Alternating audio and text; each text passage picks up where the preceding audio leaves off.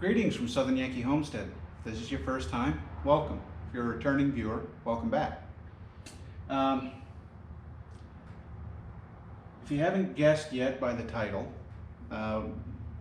finally after probably 5 years of looking off and on, I found the motor that I want to put in the Suzuki.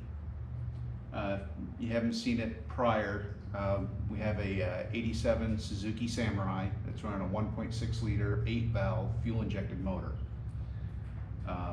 I've never been happy with that motor. It's been okay. It was definitely better than the 1.3 carbureted that was blowing oil and making mosquitoes disappear. But I've always wanted a diesel, and since I found out about these little diesels that were in Volkswagens, I've always wanted to put a Volkswagen diesel in it.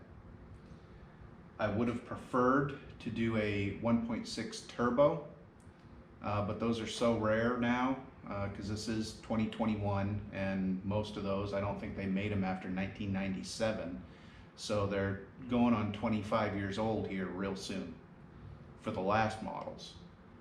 These two models, I'm not sure where this one falls. I got to do more research. But this one here, and both of these are 1.6s. This one here, as near as I can tell, based on the VE fuel injection pump, this is from a 81 to 83 Rabbit pickup or Corona, or I don't know. There's only 3 vehicles this motor came in with the VE pump.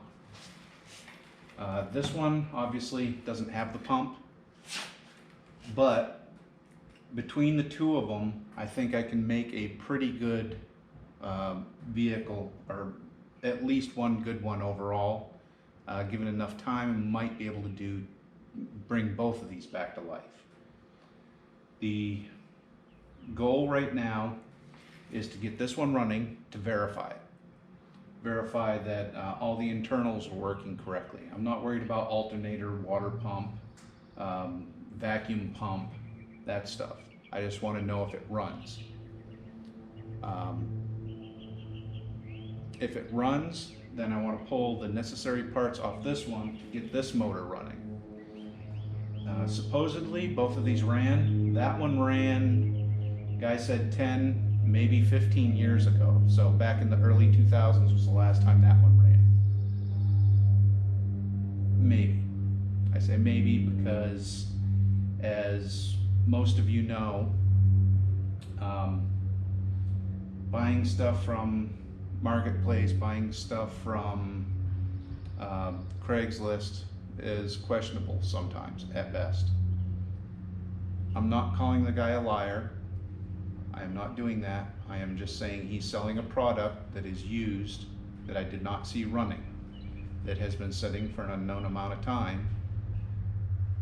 So I don't know, and he probably doesn't remember, or possibly forgot or neglected to tell me if there was any issues.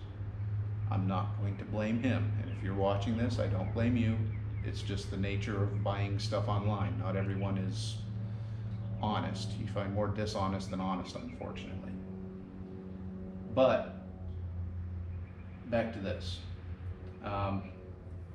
This is not going to be a quick project. This is not going to be one of those snap your fingers, it's in there and running. I want to go through this step by step and document the entire process through YouTube. I see there's a lot of stuff on there about a swapped diesel, or swapping a diesel, or doing this or that with Samurai, but no one actually documents what they do. So I want to go through, and every major step along the way, I want to document what I'm doing, what I have to do, and what it costs. I say cost because that's going to be one of the major contributing factors outside of time for us. The big contributing factor is money. If you remember half dozen, maybe dozen videos ago, I did one on splitting firewood. Well, the money that I got from that wood that I sold bought both of these engines. I got everything you see here for $200. That's basically 2 complete long blocks with bad accessories, let's say. The next step, before I go into anything further on these, I need to get them up and dig into them and fire them off, get them started. In order to do that, I'm going to need the adapter plate and a starter for it. So I got to do some odd jobs and save up the money for the adapter plate. As far as the adapter plate goes, there are basically 2 to 3 major companies that make adapters for the 1.6 liter diesel to go into the Suzuki Samurai.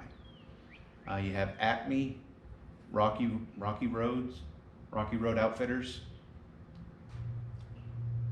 So the 3 main ones are, you have Acme, Rocky Road Outfitters, and Keltec.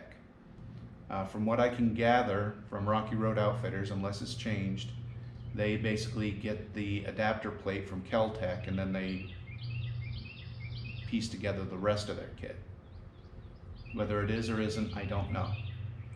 As of right now, what little research I've done, I'm probably going to go with the Acme kit. I've dealt with Rocky Road Outfitters in the past, and I don't like their customer service. I won't get into specifics. I'm just not going to use them just based on prior experiences. If they've changed, good for them, because it has been at least 5 or 10 years since I dealt with them, but I'm not going to deal with them again after the experience I had last time. If you've had good experiences with them, good for you. But unless I find a different company that is making adapters, I will be purchasing the Acme adapter kit. I don't know which one yet. I don't know if I'm going to get the full kit or if I'm just going to piece it together. One of the other things that I want to try, the oil filter, which is down here, supposedly gets in the way of the frame rails.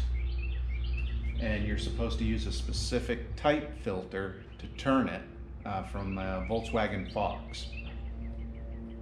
Those are damn near impossible to find, and if they are, they're still running and they want a lot of money for them. So I have an idea that I want to try, but I'm not going to tell you about it yet, as far as what I'm going to do with the oil filter. And then naturally I got to figure out power steering, the water pumps. That water pump I know is bad. This water pump and this one is supposedly bad. And the cooling system on this thing is, in all honesty, a royal nightmare. So I'm going to see how much I can simplify it. What else is there? Not much. I will try to cut this video down as much as possible so that it is under 10 minutes to keep interest, but coming down the road, and like I said earlier, there is going to be a long time frame on this. This isn't going to be any of that YouTube magic snap your finger stuff that it's done at. This one will be, I'm not even going to attempt to do any kind of swapping or moving around of the engines until after the wheeling season. So at best, we're looking at October, maybe November before I get into this. And if you're watching this in the future, this is April 14th today that we're doing this, or that I'm filming this. So pound that like button, subscribe.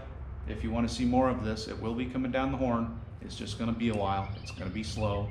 It's a back burner project. It's just I finally found the engines, which I'm super stoked about. Now it's just a matter of getting the funding together to do the swap. So, hope you enjoyed this. Hope it's informative, and I look forward to seeing you on the next episode. Bye.